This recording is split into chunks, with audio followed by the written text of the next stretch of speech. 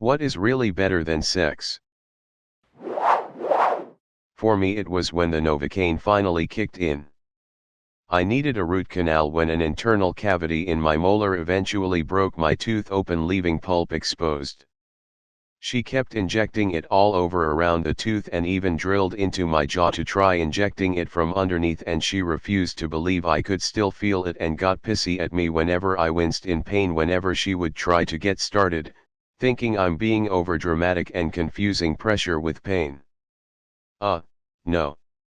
She eventually injected it directly into my exposed tooth pulp, and that was the most intense 0.1 seconds of pain of my life, followed by final relief.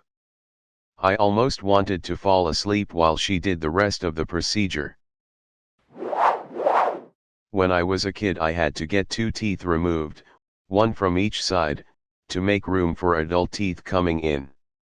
The numbing worked on one side, but on the other it only numbed my upper cheek/nose area, not that side of my mouth at all. I was too shy to mention it to the dentists, so I felt everything as they struggled to yank that resilient sucker out. Pretty excruciating, but I powered through. Eyes watered a bit though from the pain and one little tear rolled down my cheek, but after the ordeal was over, when the dental assistant led me back to the packed waiting room, she tells my mom that I got scared and cried a little bit but otherwise did a good job. In my head I'm like, bullshit.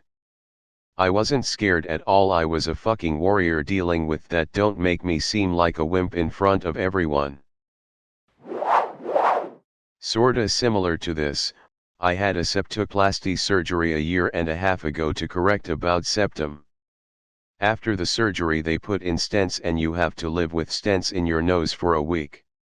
Have you ever experienced complete, 100% blockage of your nostrils? This doesn't come from a stuffy nose. My nose was completely blocked. When I swallowed, instead of air escaping through my nose, it pushed into my ears and my ears popped every time I swallowed. I could taste absolutely nothing. I would eat my meals from one end of the plate to the other, because it all tasted the same to me. And then I got the stents pulled out. Talk about instant relief. Imagine your nostrils going from 100% blocked to 100% clear in a matter of seconds. I was blown away and called my mom immediately after the appointment to express my joy in that moment. I quit my job at the start of COVID cause it was shit too. I worked in billing for a medical equipment provider with a constant turnover in my department. They made me train the new employees, and when that employee quit again after 2 weeks I had to train the new one again. Then proceeded to have my boss's boss threaten to have me fired because I wasn't doing my job because they were making me train the new employees. Icing on the cake was when the owner of our company, a company that supplies oxygen tanks and breathing equipment, tried to convince us that COVID was a hoax because he didn't want to allow us to work from home. My manager tried to convince me to stay because I was the only one who knew how to do the job, and I quit anyway. Know your worth. I had a bad case of viral gastro a few years ago. It was 48 hours of just constantly spewing and shitting. Sometimes at once. Then after the gastro had passed, my ass just locked up tight. I could not shit. I was eating like 3,200 calories a day, high fiber, high protein. I shouldn't have had any problems shitting, and on a normal day I probably shit at least twice. But it just was not happening, and holy fuck was I feeling uncomfortable. After a few days I went to the GP and he told me this happens after gastro sometimes. It'll pass. But if keeps up and it gets unbearable, come back. Wasted $80. It got unbearable. It had been a week plus without a proper shit. I was miserable. Went back to the GP and saw a different doctor this time. I made it clear to her, I have an international flight in less than a week, I need to shit before I get on that plane. She got the message and loaded me up with every kind of laxative possible. Even got an ultrasound to check out how big my turd was and if it caused any damage. I took the pills. I took the powder. I took the liquid. One big laxative cocktail. Called in sick ahead of time to be prepared. The next morning I took the best shit of my life. Holy shit. I have never felt so empty and relieved in my life. Like a call with your boss that you aren't ready for? I had that happen to me. I was going to tell my boss off and quit. Then the next morning I got a call from the regional manager telling me my boss was fired and I would be taking over his responsibilities on a temporary basis. I ended up getting that position permanently. I attribute that meeting being cancelled to all of my professional success over the last decade. In all office jobs I've worked, people appointed into positions on an acting basis also get the pay bump, only as long as they're acting. In most other instances I've seen, they just get more duties with no extra pay. I think it depends a lot of the job, the company, and how official and long the temporary assumption of duties will be. I had a guy acting as my boss for over a year before they finally ran the competition to hire someone. He didn't get it. He was pissed. My husband's job realized they were hemorrhaging mechanics because they were the bottom on the barrel when it came to pay in our area.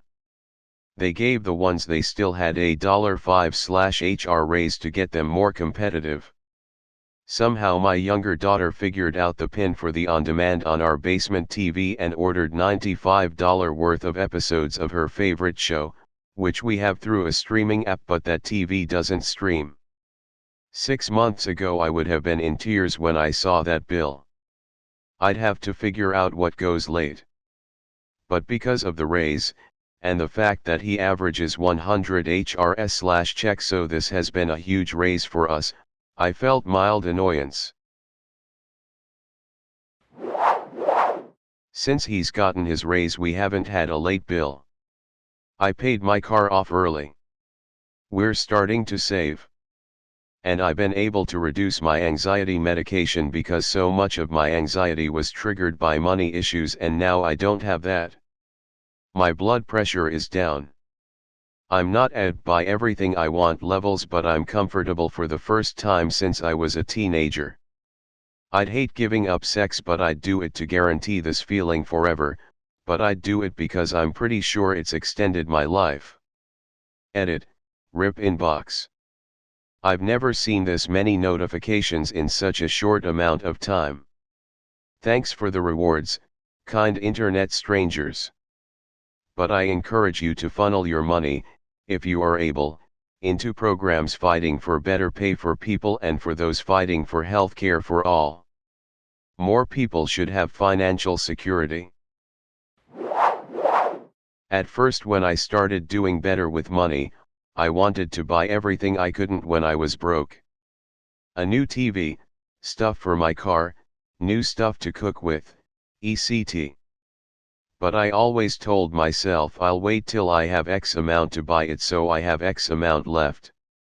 But I kept pushing that X amount further back.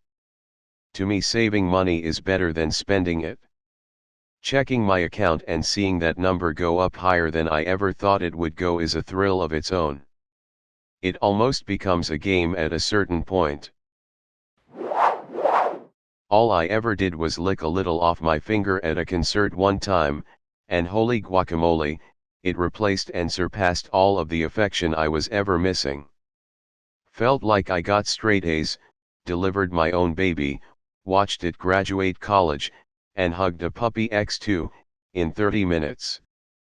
I felt a lot of love for others, which was familiar, but feeling loved by everyone was staggering and dangerously new and satisfying. I never touched it again, and the binge-druggy friends and people I camped with were fucked in the morning, jaws chattering, dejected, and behaving like they'd lost something, rummaging and panicking. It really shaped my theories about substance use replacing what you're supposed to work to receive socially, like an overpowered cheat code that renders a video gaming unchallenging and ruins the experience. I'm 10 plus years sober now. I noticed people who had healthy attachment styles pulled dabble in stuff like MDMA, but for me, an avoidant attachment. That's a very smart response to MDMA. My rule of thumb was always to only carry exactly as much as I intended to do at a time, because I would always finish the bag. It's incredibly addictive while you're on it. That said, I eventually worked out enough self-discipline to make a big bag last almost a year by doing a pinky fingerprint before work waiting tables each day. That $90 went a long way in making me much higher tips for a year. I was only able to make that work by abstaining from recreational use for that whole time. This right here. So many people will say money doesn't buy happiness, and there may be truth in that. But, as a lot of my problems are caused by lack of money, everything except my wages increase with inflation, being rich would certainly get rid of a ton of my problems, which would lead to me being happier by default. Oh, please give me the chance to prove that being rich would not change me for the worse. I promise I would donate more to charity, I would volunteer with, and adopt, animals and do more to help others. I'm not materialistic and I'm not bothered with brand/designer names. I just want to know that I don't have to ever worry about money, about having enough to pay a bill or anything like that again. It's your Friday, and you're done with work. You've got a quaint smelling candle going. It mixes perfectly with the temperature coming through the open windows. It rained earlier and is about to again, soon. Look to your right and you see your partner and a cute doggo bringing in a pizza for a movie night. You don't finish watching the movie because all three of you got really fucking baked and fell asleep 30 minutes in. You wake up the next morning and realize that the pizza and ranch was put in the fridge so it's safe to eat again that evening. Real moments of serenity. For me, the only time I find much serenity from the constant waves of COVID PTs, is in my hiding place. My particular hospital has a fairly old and outdated 6-bed ED overflow unit. As far as I can tell, it's completely abandoned, but still has an old working fridge, charting area, small kitchen, and most importantly, no visitors. COVID has at times felt like it was trying to quite literally break me mentally. There's times I've lost over 5+ COVID PTS in the span of less than 4 hours. That quiet abandoned ED, it's my rock and sanity, it lets me just lay my head back and breathe in complete and total quiet. While a different pleasure than sex, you have no idea how much those moments help my mind keep itself from shattering from some of the horrors that the Delta variant has brought. Just being happy. Being seriously content with your life, having a good lifestyle, have lots of healthy relationships and people in your corner. Being able to live with chronic mental or physical illnesses, and doing so with pride. Not being racist or homophobic, or hateful at all. Living in the moment. Doing your best to ensure that this happiness will be with you forever, or as long as possible. Being a decent human being even behind closed doors. That's better than sex, that's better than the vast majority of what's out there in this huge yet so small world. I had been living my whole life with fucked up airways in my nose along with a host of other problems in there, always struggling to breathe through my nose but used to breathing through my mouth mostly. I got surgery for it done, in which they put splints in that blocked my nose somewhat, so when they took the splints out and I breathed through my nose not even fully healed and clear, I started to tear up. I didn't even know people breathe through their nose like that, it's so easy. Money. Enough money. More than enough money. Every single aspect of your lifestyle covered with wiggle room for emergencies, major payments, no debt, or regular reliable repayment of debts, a retirement fund, etc.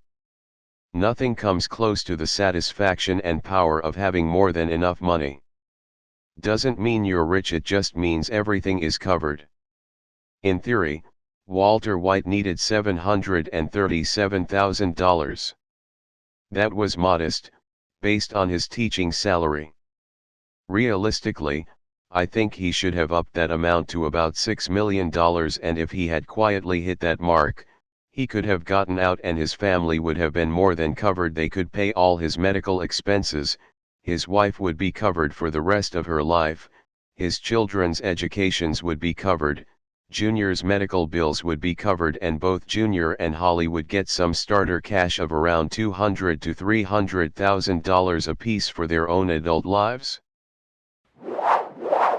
It takes a lot of money as a regular everyday worker / wage slave, etc. It takes very little money in terms of wealth, to be set for life. The discrepancy is bizarre. But yeah, without money, everything else is a distraction from the stress of money. With money, everything else is just life. That said, when I was much younger I kinda enjoyed poor person sex.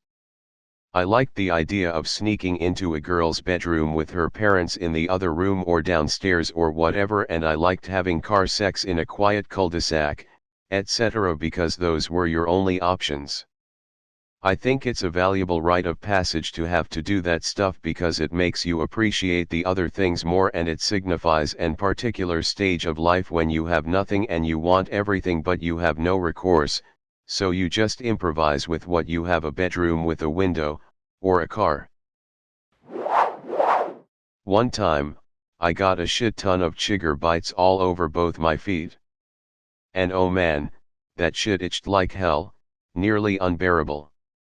Now, I'm no masochist, but scratch that itch, and I mean scratching, like digging my nails deep into my foot and just dragging them along my feet, was one of the most pleasurable feelings I've ever experienced. For like a week I knew what it was like to be a Cenobite from Hellraiser. I don't think I'll ever intentionally get bit up that bad again, but by God that feeling was irresistible. Not a goddamn thing. I have had enough money that my assets were triple my debts. I have been married and loved and done so many of the storybook bullshit things. I have loved my family, immediate and extended. I have been in great shape, like squatting 450, running a 6:15 mile, and throwing up 210 on the bench. I have fought and conquered my enemies with my fists and with my mind and voice. The only two things I have not done are have a child and beat a terminal illness. I can tell you unequivocally, none of it compares to the sharing of bodies and hearts with the intent to consume one another in bliss. The periods of time where I don't loathe myself and spend every waking moment filled with doubt and anxiety. I can't even describe how it feels when I'm in a headspace where I'm happy with myself and not constantly grinding my teeth about something which ultimately doesn't matter all that much. Those days are like I have absolutely won at life. I think I'd abstain from sex for life if I could guarantee feeling that way all the time. And my GF is really really hot. When I was younger, I had a bump on my neck. It didn't hurt, and it didn't feel like anything. I barely recognized its presence. But one day I noticed a tiny hair and I thought maybe it's ingrown, hence the bump, so I grabbed some tweezers and began to pull, and pull and pull, and it kept coming and coming. Once I had about 2 inches out I started to feel this insane euphoria and I pulled faster. In the end it was about 5 inches of the super thin hair, and when it finally came fully out I had to go lie down. It was like an orgasm but 10 times more intense and entirely in my head. I'd love to feel that again.